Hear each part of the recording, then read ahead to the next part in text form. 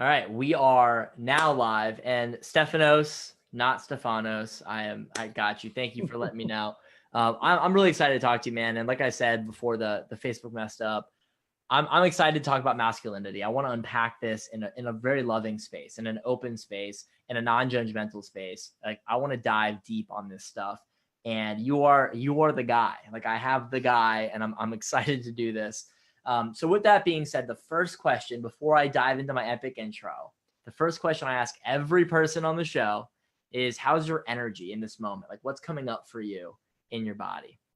Well, if I would have rated 0 to 100, 100 being super high, I'm probably about 98, 99. I want to leave a little bit of room to just keep going there because of the conversation we had prior to this and the level of honesty, openness, vulnerability, transparency that we shared right off the mark without even actually having spoken before, the connection that we have. I fucking love that. And really? So I that's didn't where even realize we really did hit it, didn't we? Oh my God. Like I got went deep quick. Actually, I didn't even realize it. Yeah, it really did flow like super easy. Wow. So I appreciate that reflection. And so with that, I'll dive right in. So while I'm doing the epic intro, you can share this on your thing if you want to invite your Already audience. done it, brother. Oh, dude, you're on your shit, bro. Love it. So with that being said, welcome to Purpose Pioneers Live. I am your host, Thomas Waterman. And before we dive into this meaningful conversation with Stefanos, which I'm really excited about, probably like the second time I've been like, I'm really excited about this conversation. I've been thinking about it. So before we dive into that, I want to talk about why we do what we do. And at Purpose Pioneers, we believe in a world where people fully align what they do to make money, what they do to serve others, right? What they do to experience freedom with what they do to experience meaning and fulfillment in their lives. It doesn't have to be greed on the weekdays, good on the weekends. In fact, business is almost the most spiritual place. It's a place where we can sustain and scale sharing our gift with the world. It's a place where we can sustain and scale positive transformation in the world. And that's really why we do what we do. So how do we bring this shit to life? Well, we help purpose-driven coaches fully connect their gift, their purpose with the actual needs in the marketplace, with the needs of those they want to serve, the needs that people will actually pay money for. Because if we can't do that, it's not going to work. And we want to take people out of spinning in circles, out of worrying if they're going to have to go get a job, out of worrying if maybe coaching isn't for them, and step into total confidence and certainty in their path as a coach. And that's really what it's about here. Now, the real question is, why is Stefanos here? Why are we having this conversation? Why are we choosing to bring this to the world? Like, why? Like, why are we doing this? There's a lot of Facebook Lives going on. So let's dig into it. And the reason is his story matters, which I'm excited to unpack. I purposely did not ask you that question because I want to do it live on the show. And his work in the world matters. He's raising the consciousness of humanity. He's taking people on meaningful A to B transformations in their lives. And we need people like Stefanos to continue to teach the new literacy, the new alphabet, to continue to help people understand themselves better so they can serve the world better. So with that being said, welcome to the show, my friend Stefanos. Brother, it's an honor to be here. Thank you so much. Yes, thank you, man. I'm so excited. So with that, man, I'm really curious about how you got here. What led you to serving people in this capacity? What led you to diving into the knowledge you currently have, into the wisdom you currently have? Where did it all come from? Like, tell me that general narrative of how you got to this very moment. Yeah. Thank you for being interested in that part of my story, because I really believe that the story that I have is one that very similar that we all share or so many of us share. And so our good friend, Dr. John DeMartini, often says that some of our greatest voids become some of our greatest values. And so for me, my journey has been one of isolation, has been one of disconnection, has been one of feeling alone, perceiving myself to be alone and lonely in the world, two different things, and I couldn't reconcile what they were when I was younger. And so my adult life has been around creating connection, creating meaning, creating substance and deep intimacy in my life. What I did was, for so much of my life, was spend my time and my energy and my attention on cultivating meaning and intimacy and connection in unhealthy, unproductive ways that were connected to the trauma and the pain that I experienced as a child because I hadn't dealt with that stuff. And until I dealt with that stuff, then I was able to be healthy in the world. Then I was able to create meaningful connections based on transparency or characteristics and virtues such as transparency, authenticity, integrity, congruency, truth. I wasn't able to do that before. I was looking for intimacy in all the wrong places. I was being unfaithful in my relationships. I was seeking freedom. I was excess variety and excess hedonism. On the spectrum, I was excessive and extreme in those places because I was trying to fill a void, a gap that I wasn't really looking at. And so my journey has been trying to fill this void, but until I actually reconciled it and dealt with my pain and my trauma, I experienced physical abuse and emotional abuse in my family unit when I was younger for lengthened periods of time. It was a very volatile environment. And until I addressed all of that and more, and really went deep into that and explored that. And instead of spending so much time exploring the outside world, whether it was conquering a mountain, whether it was engaged in extreme physical activity and pushing my body and my mind, until I explored the emotional and spiritual self, the inter and intra-connected self, which was me, that was my biggest exploration and still is today. And that's something that I advocate massively for every single human being, particularly the men that I work with, is definitely explore your outer world. It's a beautiful thing. We're here today because our ancestors explored the outer world, and the new rise of consciousness for this and for this and for all of this is exploring the inner chasms of being. And I'm a massive advocate for that because of what I've experienced and what I've managed to bring out into the world through me, because I paid attention to what really mattered and I stopped avoiding and I stopped suppressing. I stopped living in the shadow and I started living in a very real and open way. Wow. Let's unpack that. That was epic. So you're talking about an inner journey, and from the inner journey comes a more beautiful outer journey, if you will. And I'm curious because I want to dive into masculinity. So, and I feel like this is the perfect parallel. So it's often assumed that masculinity is all external. I build stuff, I do stuff, I make decisions, and that's like my only job. Like I'm only allowed to put out into the world, and it's seen sometimes as going inside is weakness or wrong, and emotionality is unhealthy for the man to lean into. So I want to just dissect all of that with you and say like how is the inner journey, what is the inner journey for the masculine male, and tell me about the idea of, is it bad or good, or just taking the labels off altogether of that journey for a man? Firstly, it begins with clarity and introspection and presence to our current state. So being present. So clarity, introspection, and presence are masculine virtues. Now, I had a question. I was in a podcast interview yesterday with Kayla Craft. She's an amazing human being. She asked me about what do men need to do to cultivate their feminine side. And I said, that's a great question. And it's probably not the first question that needs to be asked. The first question that needs to be asked is, how do men create a greater sense of themselves in the world?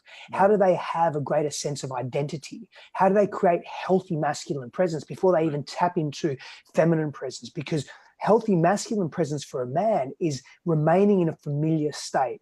Familiar state is their masculinity is a more familiar state, generally speaking, than feminine attributes and feminine expressions. So get good or become proficient and adept and aware of your more natural familiar state before you move on to other states that aren't as familiar. And so introspection, clarity, and presence, and honoring. Honor is, again, another masculine trait. Discerning, carrying discernment in self to what is happening in your world. That's so important to cultivating that inner journey, being aware of where you are, where you've been and where you want to go, and reconciling and balancing, bringing into stasis, homeostasis, the two, or the three rather, those three aspects of self, where we've been, where we are, where we're going. And they're in constant flux. Even the past is in constant flux. It's interesting. We can change the past. And Totally. Jason Silver speaks to this massively. And again, neuroscience speaks to this, but we can change our relationship to the past by switching our perspective and vantage points. And so when we do that, we have a completely new relationship with what we experience. So for me personally, the physical abuse that I experienced and what I felt from my father, for example, the physical abuse and emotional abuse, instead of demonizing him, instead of vilifying, making him a villain and hating on him, I looked at it very different after I went through a process of feeling, which was quite freeing, and really going through the emotions of allowing that inner boy, that the aspect of self that was very vulnerable and scared, to be seen and expressed. And so there's all these different stages that come through that. But essentially, I changed the story of my past. I stopped being a victim. I stopped carrying resent, which was holding me back. And I went deeper into the inner journey of self. And so, again, if we look at presence, if we look at honoring where we are, where we've been, where we're going, if we look at introspection and we carry deep introspection, that means we're reflective enough with who we've been, who we are, and where we're going, to want to understand ourselves, to take the time and pay the attention to who we truly are. That will liberate us and get us deeper into that inner journey. Then we can carry this warrior energy, this warrior presence, this resilience, this courage, which is, by the way, inclusive of vulnerability. But we can carry this courage into our actions and face our fears, face our pains. Woo. That's part of the inner journey. I'm having some downloads, bro. So tell me about this, what you think about this. It sounds like they're the traits of being masculine.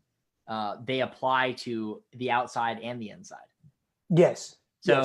So it almost like I can apply all the things that I think are masculine that I tend to just associate with what I do.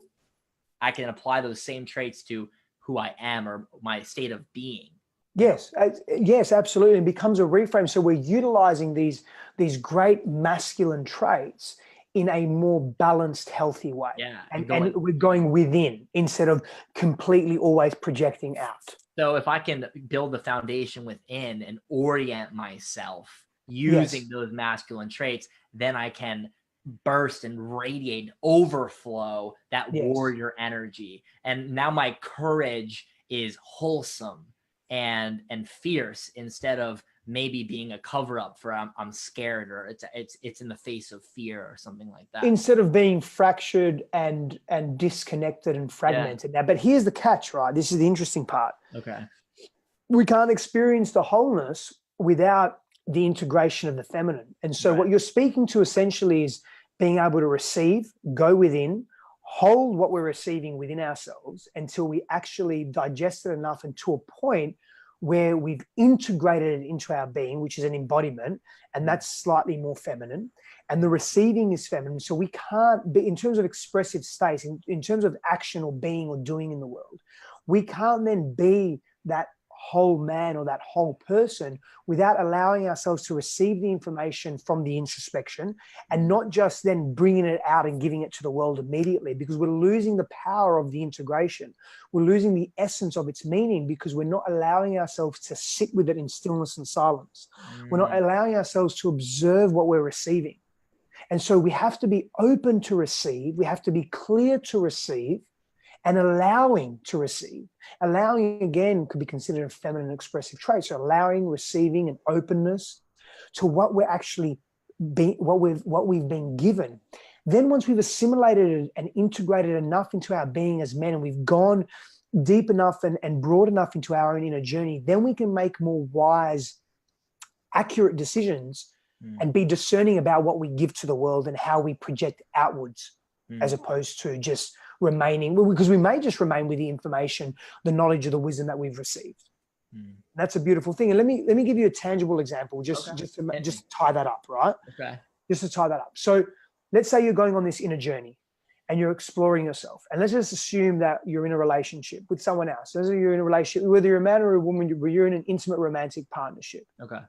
And what you're realizing is that person is no longer for you. And you're getting this uncomfortable feeling around being together, but you don't know how to explain to them or speak to them or communicate to them. So what the unhealthy man would do is he'd be so nervous about that, he wouldn't have the capacity to be introspective and carry clarity and honor what he's experiencing and feeling and receiving from the universe and the environment, because it's all input from the environment, sensory input and so forth, which is converted into mental, emotional, spiritual energy. He would be so nervous with that, he would either outlash in a frustrated way in the world. And so he'd be angry at other people, be short, be agitated, be frustrated with his friends, family, colleagues, people on the street. And he wouldn't speak to his partner, or she wouldn't speak to their partner, whatever it may be.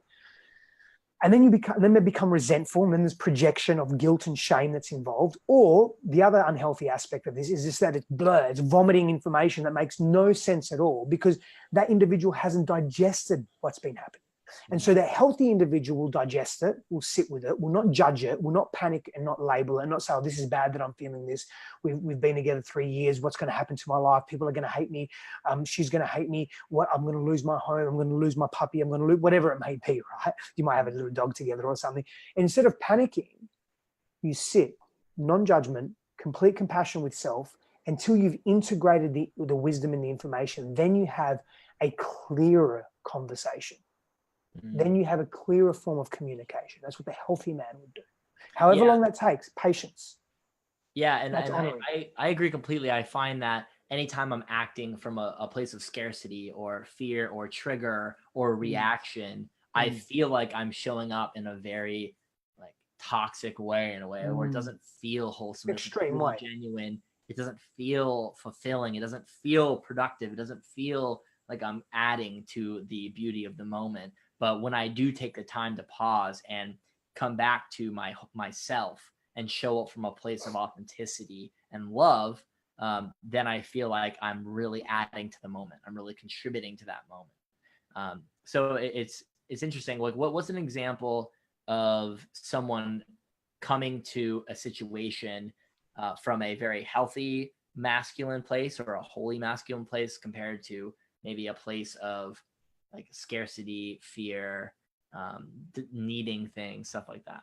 In what context? Because I just gave you an example now. Give me another context that you want to explain that. I would say in business. So in business. I think business there's a lot of ideas of I need to show up a certain way. I need to not be emotional. I need to not talk about my feelings, what's coming up for me. I need to not worry about anything other than getting the job done, getting the goal met.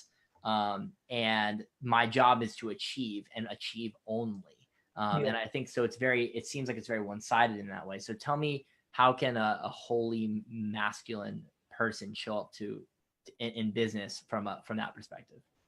Yeah, and so there's many facets and expressions to business, and there's many avenues that business takes. Of course, there's culture, there's people, there's increasing profits, there's making impact, there's expansion, there's retention, distribution. There's just so many aspects to business, right? But essentially, a whole man or a healthy man will come into business. Firstly, he'll understand his purpose for business. He'll understand his why or his whys. Why is he in business? The healthy man also understands almost the law of reciprocity, and also understands that there's a balance in giving and receiving. And so whilst he's creating wonderful things in the world, whilst he's creating impact and service, and he's meeting the needs of people that require what his service is, whether it's a product or a service, whether it's coaching, whether it's mentorship, whether it's leadership training, whatever it may be, he also needs to understand that he needs to receive as well. And there's nothing wrong with that. So the healthy man has this balance of selfish selflessness. I call that, it's a concept that I've coined called selfish selflessness, where that individual considers his needs and the needs of others, all the relevant stakeholders in that group, whether it be clients, whether it be government officials, whether it be employees, whether it be business partners, whether it be the earth and environment, whatever it may be, because the whole man recognizes that his office, his building is on sacred land. What he gives in the world, it requires resources and energy, which is extracted from the earth. This is the level of integrated thinking that the whole man has. And so when he takes all those stakeholders into consideration and himself, he has a more robust way of thinking. He has a more innovative way of thinking. Now, innovation doesn't come without pressure. That's a difficult thing to think about. Think about thinking about you and everyone else that matters in your life simultaneously. It's very challenging to do, but guess what? Innovation doesn't occur without challenge, without being pushed to your edge. And so the whole man doesn't panic and then retract and become selfish or hyper selfish and come from a place of scarcity. The whole man, or the healthy man, the healthy masculine that's doing in the world, looks at that scenario and says, what can I continue to give? Because he realizes one of the key principles of success is gratitude and giving, being selfless, coming from a place that also considers himself, Right. not at the expense of his own health or well-being. Yeah. That's not healthy. Yeah. I call business, I love this because I call business a beautiful exchange. Yeah. It's an opportunity to say, I love you, world, and allow the world Yes. to say, I love you in return. Yes, brother. And what I've found is in my life, I would give compliments, but it was hard for me to receive them. I would help people, and it was hard for me to let them help me. And I found that imbalance was like crushing my life in a lot of different areas. And the moment I began just saying thank you and allowing someone to give me something, my whole life changed. And that being said, in business too, is honoring the idea that I am transforming you and me. Like purpose-driven business is where I can transform and be transformed. And if there isn't that beautiful balance, then it's not going to be sustainable. If I'm too about my needs, then it won't sustain, right? Because my customers will be like, all right, screw you. This isn't useful. This isn't adding value in my life. But if I'm too much about on the empathy side and I'm like, I want to serve you and that's the only thing I'm doing, and I'm not putting myself in that equation, then it's everything you give. On that side. Yeah. Yeah. I feel like business is almost the most like spiritual place. It's this beautiful playground where we can learn about ourselves and our dynamic nature and how to be one with the world around us. Yes. It's so beautiful. Like, and what I love about business too, and I want to hear your thoughts on this, like it shows me my truth. It shows me who I am. I can't fake it anymore. I can't hide. I can't do anything. I'm like, if this works, I'm going to have to heal myself. I'm going to have to be honest with myself. I'm going to have to bring my whole self. And I really have to be intentional about this. So what do you think about the idea that business is a really meaningful mirror in our lives? I love it. I think it very much is. It forms part of the 9 areas of life that I have in one of my models that help us just compartmentalize and understand our lives from different vantage points and perspectives. And business, commerce, vocation is one of those areas of life. And I think it plays an important role in contemporary times. And what we're seeing is a shift towards more purpose-driven business models. We're seeing a shift towards more sustainable business models. The consumer now is looking at businesses and saying, well, how ethical are they in the marketplace? Socially, environmentally, ecologically, with their personnel, so culturally, how are they ethical? And so we're looking at this as consumers. We're looking at this rise in green evolution. And it's not just ecological, it's also cultural. It's also how are businesses treating their consumers? Are they really going above and beyond? And how are they contributing to the welfare of the planet whilst they're also creating profit and creating success in their own right as well? And so I really believe we're seeing that shift. And you can see it statistically as well. You see different industries. So the rise of the organic industry, the rise of health and wellness. Oh, yeah. Yeah, the rise of renewable energy tech. There is a Whole Foods master brand. Like the fact that Whole Foods exists says something. Like, and I always say like demand in the marketplace shows where we're going. And I think about the milk aisle, and half of it is nut milk. It's like hemp milk, cashew milk, organic, clean, pesticide free, hormone free. 10 years ago, not a clue. And I have a couple of theories on all of this, and one of them is competition. So in the marketplace, we compete at a certain level until we can't compete there anymore. Then we go up, we compete somewhere else, and we can't compete there anymore. So I look at it as people are competing on functionality, where it's like, does it do the job? I need it. Okay, I'll buy it. Then there's 10 competitors in that marketplace. Now, if they all do the job well, they're going to need another What's reason. the distinction? Yeah, so then it's cost, right? So, okay, now it's the cheapest in the marketplace. Okay, I'll buy it. Same functionality, it's the cheapest, I'll buy it. And then everyone's the cheapest. It's a race to the bottom, unsustainable. So then what's the next thing? Convenience. Will it show up at my door in 2 seconds? Okay, cool. Then I'll buy that one. then what's next? And the way I look at it, it's values and purpose and meaning. It's the emotional connection, which is linked to values, purpose, and meaning, which is what you're speaking to. How does it tug at our heartstrings? How can we emotionally connect to this product as if it's ours? And we can take this visceral ownership of that product, which is what you're speaking to. Does it align with our values, our purpose, and the meaning that we bring into life, that we perceive as valuable? Yeah, but it's interesting though, because that I feel, and I want to hear your feedback on this. Like, what do you think about this? That no one cares about that in the beginning of the marketplace, when there's only one person, one company bringing this revolutionary product that's serving my needs. Like, I just get it at first. And then when there's more competitors, then as the market matures, they begin building and having to serve on those higher levels of the needs in really Maslow's hierarchy. Yes. In a way. Yes. So I feel like the market had to mature, competition had to mature, people had to have their needs met in a lot of ways to then begin demanding something more, because there's, all right, well, now I have 30 options. Who's going to meet my highest level? Who's going to meet my self-actualization? Who's going to meet my transcendence? Like, I have a lot of options, and people are competing for pieces of the marketplace.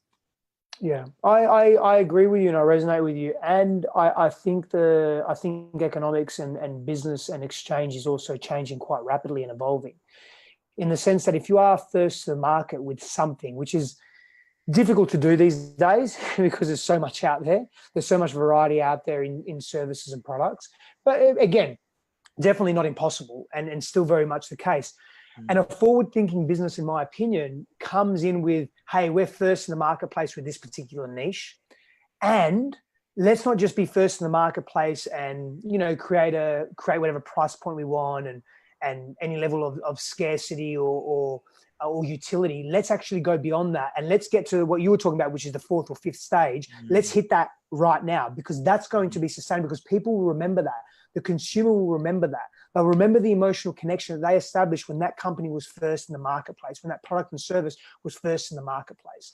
And that's powerful. And I think smart, intelligent, mature companies that have a sustainable business model in mind are thinking beyond that first stage, second stage, third stage, and going straight to the fifth and sixth stage, which is what you're talking about. Wow. And that's a form of moral evolution as well. Or ethical revolution in the marketplace. And that remains with people. I really believe that remains with the consumer. They don't forget that. They remember that. And therefore, all these other competitors can come in the marketplace and it's like, they sort of forgot it. Yeah, well, it sounds like they're coming in at that higher level. They're coming in that very ethical, mature, higher consciousness way of being, to be a newcomer in the marketplace. Like, they're entering into the marketplace there because it's hard to enter anywhere else. Everything else has been drowned out. So I enter in at that very conscious level so I can sustain and stand out. And I agree. It also speaks to the general population, the general, the people who feed the demand. They are at a higher level of Maslow's. Like, they are ready to self-actualize. They are ready to take care of things beyond themselves. They are ready to make sure planet Earth is sustainable. They are ready because, well, one, we need it to survive, but two, they have a capacity to think beyond their basic needs. So there's a lot to that. Well, I did not think we'd be diving into that, but this is pretty epic. Rachel Fiore, who says, love to see you on here, Stefanos. She's another San Diegoan. Yes. How do you say it? Not sure. But yeah, she's from San Diego. Yes. And my mom is on, and she wants hey, Mom. She wants to know your name, maybe the pronunciation. It's Stefanos Sifandos. Yeah. Boom, beautiful.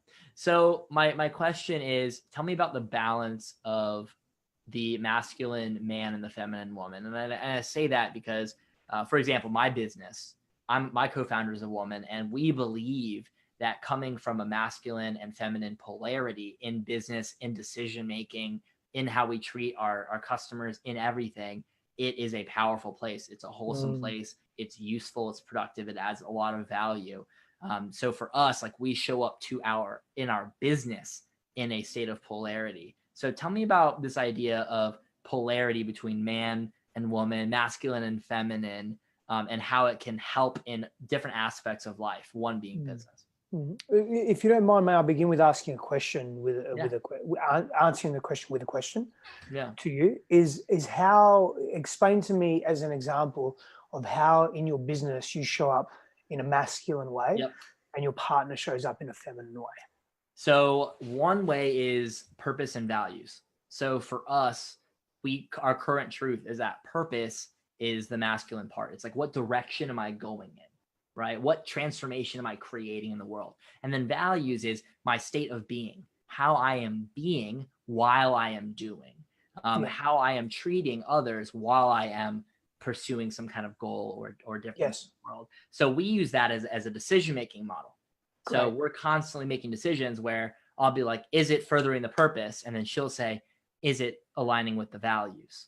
And everything we do, like every decision we make, like whatever, for example, like if we create a program, an online program, we'll make sure it's taking people from A to B, and we'll make sure, like, for linear example, progression. What's that?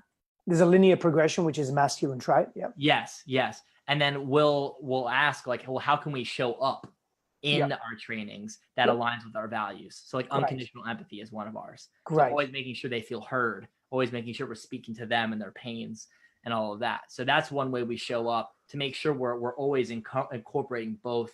It's always a both and for us. Yes. Perfect. Beautiful. I love that. I really honor that and appreciate that. And so to respond to your question, what we want to do as an individual first, we want to bring it into our own selves or bring it into our entity as well, which is what you're doing. You're bringing it into your entity, or your company, or your LLC. Bring the polarity inside yourself. Balance that polarity within self first before you bring that out. And I'll give you some more examples of expressive traits or characteristics or posturing from masculine and feminine that you can bring in your own. The next part of that, which is a very it's a more advanced way of being, and it comes with practice and it comes with exposure to understanding yourself and knowing yourself. So self-awareness, self-realization, self-actualization, expressing your potential out into the world. And expressing your potential in a balanced way out in the world means being in your masculine and feminine. But what it also means is knowing when to express a trait at a particular time in reference to a particular scenario. So let me just go back to some expressions. Let me give you some examples of some expressions first, or some character traits of masculine and then feminine, and then give you an example of when to be what you need to be, right? So fun. So discernment's one, introspection, being magnetic, purposeful, this doing energy, being focused, being analytical, being linear and directed in way, being trustworthy, being an explorer, being ethereal. And so that can mean different things in different contexts. In one's own spiritual practice, it can mean being very cosmic, not so much grounded. It doesn't mean that you're up in it's not woo-woo spirituality per se, or it's not grounded in anything of substance. It just means that you're more in Eastern mysticism. It would mean that in terms of the chakra systems, you'd be more active in the higher chakras, right? And so logic, being emissive, goal-orientated, assertion, these are masculine traits.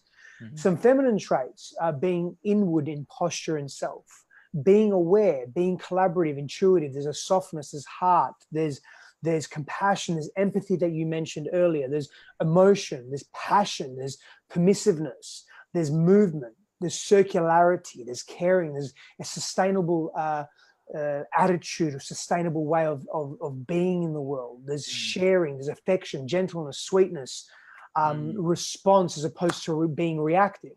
Let's just stay responsive and reactive right now. If you're in a difficult situation, let's say you're in a dangerous or precarious situation, and you're being held up on the subway, being responsive won't necessarily help you too much. It's too much of a soft or compassionate way to be. You may need to, depending on the scenario, the specifics of that, you may need to be reactive. You may need to just take really fast action, defend yourself, protect that you love, and diffuse the situation. And so there you need to be very much in your masculine and doing orientated. There's an example, right? Yeah, beautiful. Let's look at one in business. There are going to be times in business where you just have to take action. You need to meet a deadline. You can't just be, I'm just going to go with the flow and I'm going to sit on the couch and I'm just going to relax and it's all going to be taken care of. Now that's an extreme feminine posture, just like being masculine and being hard on self and doing in excess 23 hours a day, 1 hour sleep, 23. That's unhealthy masculine energy. There's too much doing there at the detriment of your own health. So there's no being energy there. There's no composure in self. And so, but there will be times when we have to have deadlines, so we have to do. There are other times where we need to create substance in our interpersonal relationships. We need to create foundations.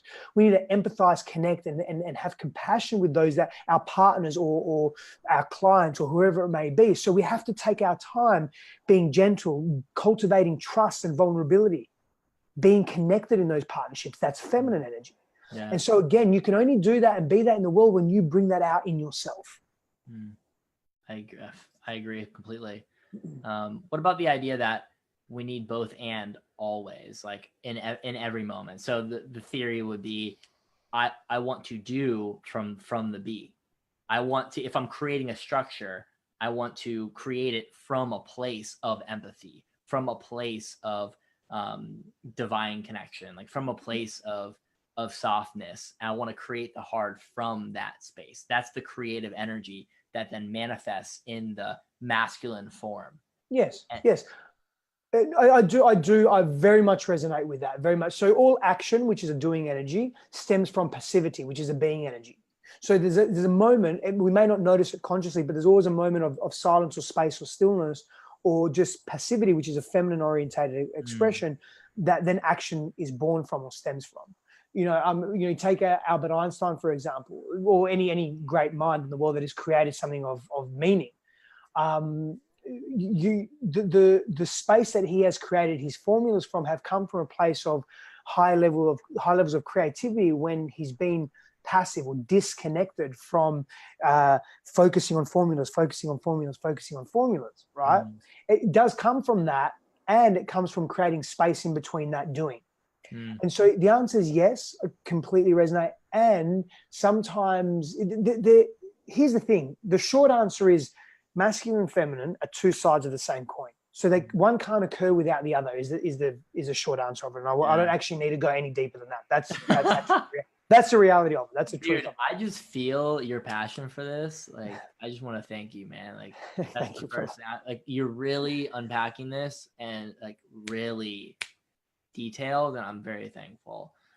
So I just want to put that out there. Thank you. We think that we're either one or the other. And when you asked the question originally, and my inner self didn't let you actually, I sort of made a face. I thought, oh, I don't know where he's going with this. And no, I don't think that. But then when you finished asking the question, I gave myself permission to actually listen to you. I thought, no, you're definitely on the right track. And we like to think that we can have one without the other. The reality is we can't, even if it's subtle or unconscious. It just doesn't exist. Yeah. And that's the realm of duality that we live in. And thank you for choosing and giving yourself permission to stay open to the full thought. Yes. Yeah, I that's really aware of you and really cool. So Turanjit says something interesting. He says, are we locking in gender stereotypes in the process of defining them? And I would say that to that point, I can see how that could happen if we're like, oh, males are all this way or females are all this way. That's not the case. I think the whole conversation is that all of it's within each of us. Correct. And the polarity is useful and it comes in different manifestations.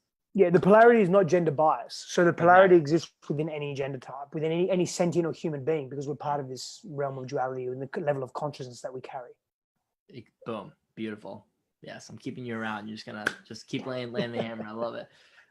So Alan says, this is one of the reasons why corporations do personality profiles, asking candidates how they respond to situations. Aggressive or really weak responses are weeded out of the candidate pool. So like someone who's imbalanced and maybe doesn't fully harness that beautiful Tao, if you will. Yeah. Interesting. You mentioned earlier about how do we cultivate masculine feminine balance within ourselves. When we look at society, we tend not to really value extremity in behavior, no matter what it is.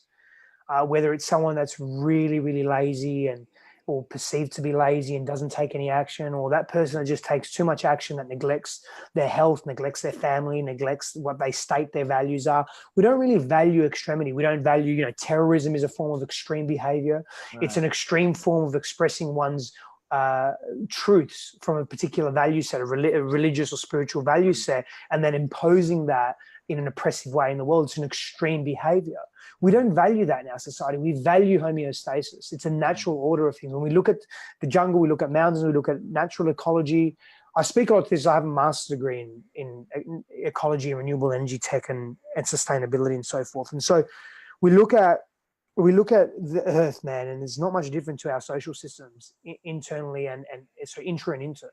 There really isn't. And so the outside environment is always going to want it thrives in homeostasis. It thrives in balance. It doesn't thrive in extremity. And even in any extremes, it finds balance in those extremes as best as it can. Yeah, that was my next question, is the idea of honoring the extremity. Is there a place for it? What do you think? Is it just a part of the pendulum swing that is the natural rhythm of life? Or is it something that we need to eliminate? So I'm curious to hear. Great question. Oh, great. That's a really great question, bro. It's deep, man. It's a very deep question. Very relevant. Yeah, very relevant. I'll speak to it from a couple of different perspectives. One from my own personal perspective. So for me, I had to experience deep extremity in my life before I could move into greater homeostasis and balance. That was my experience. I'm of the belief, and this isn't so much projection, conscious or unconscious, onto others. I'm generalizing to some extent, and it's also from what I've witnessed and what I'm experiencing in the world, what I have experienced, the work that I've done with thousands of clients, small groups, large groups, individuals. And I see that as a society, the state and the level of consciousness and ethical, moral, intra and inter development of where we are now, we require extremes of that pendulum to come back into homeostasis. When you look at the Buddha was engulfed in riches. He's a king. Then he went into extreme scarcity and asceticism and poverty. Yeah. And then he realized that scarcity and asceticism is not the way either. And he chose the middle path. Will we get out of this and move through this where we don't need the extremes to learn from? Yes and no. Yes, to the point I think the volatility and the scale of extreme is going to lessen, but I still feel being in a dualistic realm and reality, we're going to need to experience some level of opposite end of the spectrum to come back into balance. What I do believe is that as consciousness raises collectively and individually, and as we upgrade our systems consciously, emotionally, spiritually, physically, relationally, the spectrum won't be as wide. So the pendulum, the swings won't be as extreme. The extremes won't be as extreme, and they'll come down. Well, that's interesting too, because you're right. I mean, forward has its backwards, up has its down. Correct. Things are dark because there's light, or yes, light. Exactly. So contrast. So the idea, if consciousness is raising, then we are coming back into the Tao. We are coming back into the middle. We are coming back into the balance. We are trusting that, even trusting that things swing back and forth is coming into the middle. Yes. And I think you're right. Yes, if I'm out here, this is going to need to happen. So the less we're all out there, the less it's going to be. So I agree completely. As we raise consciousness, then the less there's going to be creations of opposite forces. So that's amazing. And then our friend here, Tarun Jeet, says, why is indecisiveness a feminine value, not a male value? And I want to say, you're saying, why is it not a feminine value, or why is it a feminine value, not a masculine value? And I would say it's decisiveness is perhaps masculine. Correct. Not that indecision is feminine. Correct. I agree. You just summed it up. Yeah. Right. Yeah, exactly. And it's within all of us. It just depends what is naturally home for me. The opposite, I suppose, in that context would be being more fluid and being more open and not being decisive. It doesn't mean that it's, you could say it's indecisive, but again, there's nothing wrong with being indecisive. Right. But if you're indecisive all of the time, too often, you're unable to make decisions about who you are and who you want to be in life. That's an extreme expression, and that's not healthy. And on the other side, if you're making decisions too quickly without giving them thought, and introspection, and attention, That's not healthy either. And you don't have to call them masculine and feminine. You can just call them be and do energies. You can call them go and flow energies. And Michaela Baum speaks to that greatly. She did a lot of work with David Data. Yeah. Oh, have you read the book? Yeah, I've read a few of his books. Yeah. My girlfriend gave me The Way of the Superior Man. She's like, yeah. I'm just gonna give this to you, learn your stuff, and come back. And I was like, okay, let's go. Yeah, that guy is something. I love. He just puts it out there. He just puts it all out there. It's a beautiful thing. Okay, Stefanos, this is just out of control, powerful, and I'm super engaged, and so is everyone else. So I want to ask a question because it's one of my favorite questions. It's a very expansive question. It helps the mind expand and think very broadly. And I have a feeling that you've answered this question before. And I have a feeling you've asked yourself this question before. So I'm going to put it out here and see what you think. So if you had an opportunity to put one idea, one feeling, one new awareness, one new thing into the consciousness of every human currently alive on this planet in an instantaneously, what would you drop into their consciousness? What would you put into their awareness? I love that question. I don't know if it would be anything new, brother, because I don't know if anything completely new exists. I think we really stand on nothing the new shoulders under of the sun. Yeah, nothing new under the sun. But what I would put is this notion of sacred union, this notion of, which is what we've been speaking to the last how much time, this blending of polarities within self and bringing this notion of sacred union, and that when there's harmony in that union within self and union with others, man, that is next level healing for the planet and next level healing for our society, our greater collective in many, many different ways. I don't even know what would be possible from that. And that involves sacred union and conscious relationships. It involves so much. Honestly, it would be too much to go into now. I'm happy to delve into it another time. There's a lot to that. And I'll speak to one element of it. It's willingness to see beyond our own pain, beyond our own clutter, beyond our own fears, willingness to go into our painful stuff, willingness to be vulnerable with ourselves and with others, willingness to be courageous with ourselves and others, to go hand in hand, willingness to do the work, willingness to put effort into what matters, willingness to be humble and to be open. And yes, these are characteristics and virtues that I'm labeling as healthy. And yes, it is opinionated. It's my opinion. I'm not the only one that shares that. I'm very aware of that. And I also understand that there's so much power in sacred union when we come into that merged place within self and begin to live that outside of ourselves. And I experience it myself on a daily basis, and I falter, and I don't always remain on that path, and I come back to that path. The faltering is a lot of where the magic happens. Yeah, where a lot of the reflection, a lot of the new downloads can occur. Yeah. I know that's where a lot of my transformation happens. Out there in the outskirts, and I go whoop, back into alignment. So you said willingness. I want to dive into that really quick. What's beneath willingness? Like, what drives the willingness? I feel like willingness comes from something deeper. Yeah, and it does. Man, you're very on point. It does. And so to carry willingness, we must carry clarity. To have clarity, we must be self-aware. To be self-aware, we must have explored who we are. And so and it's circular. So there must be a willingness to explore who we are. But essentially that willingness is based on discernment, decisiveness, introspection, clarity of being, compassion, empathy for self, understanding and connection to self. We can't apply sturdy, robust willingness in the world if we aren't connected fully to self. We don't have that level of deep self-awareness, which is constantly evolving. Oh, and I love that balance as well. You're talking about that polarity of like masculine and feminine, also this polarity of like introspection and extrospection. I don't know if that's a word, but like this idea of inside and outside, this idea of wholesomeness here and then creating and bringing it out here. I think that is one of the biggest answers. And this idea of radiation, this idea of coming inside, healing myself, becoming whole, and then sharing my light from that place.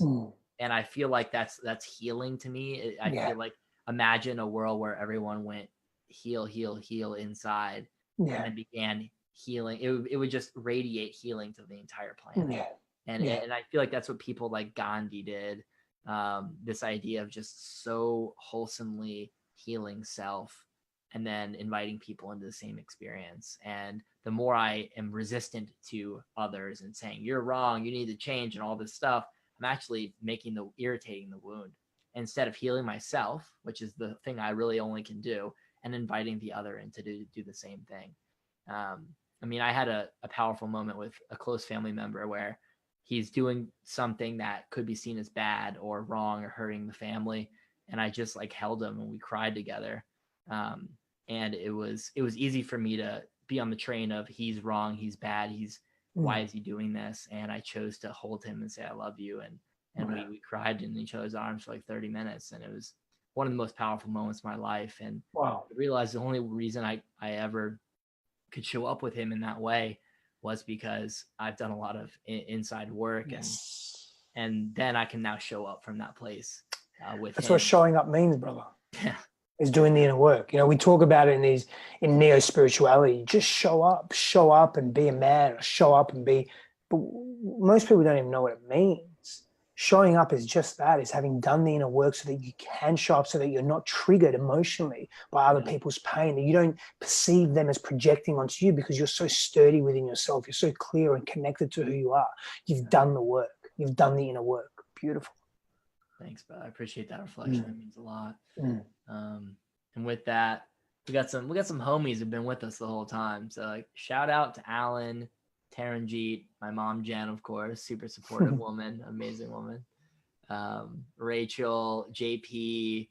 I mean, we've had some peeps on here, so shout out to them. And this was really meaningful, and I'm really glad to not only have had this conversation, but also to call you a friend. Likewise, brother. Thank you, man. And my call to action, as always, is if you are a purpose-driven coach and you want to walk shoulder to shoulder with people like Stefanos, people like me, you are on the front lines of transformation, pioneering into the unknown, raising the consciousness of humanity, empowering people to take meaningful transformational journeys in their lives, holding space, asking meaningful questions, providing powerful reflection for others. If you're doing that and you want to be with like-minded people who are on that same journey, then join us in the Purpose Sphere Facebook community. That's purpose without the E, PHERE. And that's really where the magic happens. So with that, Stefanos, do you have any final words for our people? Just keep pursuing and keep embodying what really matters to you. The world doesn't need replicas of everyone else. The world just needs you as you are. And stepping into that truth with courage and vulnerability is so, so powerful and so needed. And don't deny that you have no right to deny the world of your brilliance by hiding. That's beautiful. And Justin says, I'm one of the peeps who love this conversation. My brothers, thank you so much. Taranjeet says, thanks, guys. Thank you, guys. And I agree. It's like whenever I'm looking for the answer, I tend to find it and just go, oh, just be myself and see what happens. And that tends to be the answer. It's not all complicated, is it? So with that, my brother, thank you. It's not bye, it's bye for now. Okay. Thank you, brother. Absolutely. Purpose Pioneers out.